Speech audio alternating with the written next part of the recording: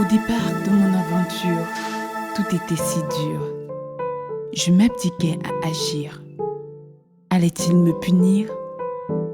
Je savais que je courais après un vent pur qui clôture le monde de matière invisible que je venais de pressentir. J'étais sûre de sa présence, mais mon esprit sans cesse déformait la réalité à ma nature comme une créature imparfaite. Hélas, j'entrepris une élévation spirituelle immature sans mesure. Peut-être que je me dupais sur ma liberté, à la même occasion sur le chemin que je venais de parcourir sans un moindre sourire. Et sans savoir où j'allais atterrir, ni comment j'allais ressortir de ce manoir, je vis l'image aberrante de la mort jaillir d'un miroir noir sans me prévenir. Mais je ne pouvais le prédire. J'ai pu courir le risque de me munir de courage et de conquérir ces portes en or de grands baobabs qui nous séparent du monde invisible pour me retrouver plus bas, hors des sentiers battus.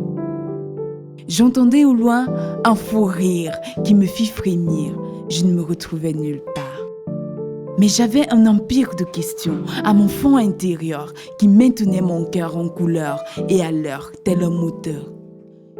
Dengue, Dengue, protège tes élus, criai-je sans cesse, sans stress, avec tristesse comme une traîtresse qui transgresse les règles. Dès le premier instant de ma vision, pendant que je déambulais sans peur dans la prison de mon subconscient, je pris conscience qu'un poison humain consumait la forêt, un parfum d'odeur calme et paisible aux confins des feuilles. Un souterrain vague s'éclairait peu à peu et se dégageait de l'ombre des nuits des pâles figures de silhouettes gravement immobiles.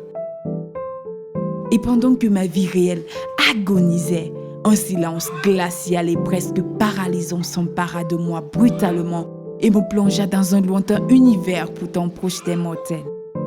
Autour de moi, tout était un cliché de pensée qui transgressait les frontières.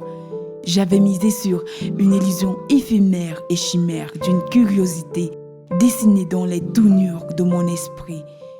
Bien que ma vie réelle venait d'être biaisée, déformée par mon imaginaire, mes pieds attentes démesuraient mes croyances et illusions à celles des autres.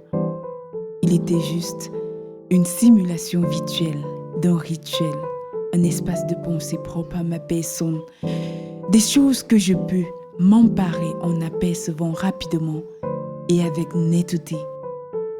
Je compris alors qu'il venait de me parler. C'était lui, esprit de la forêt.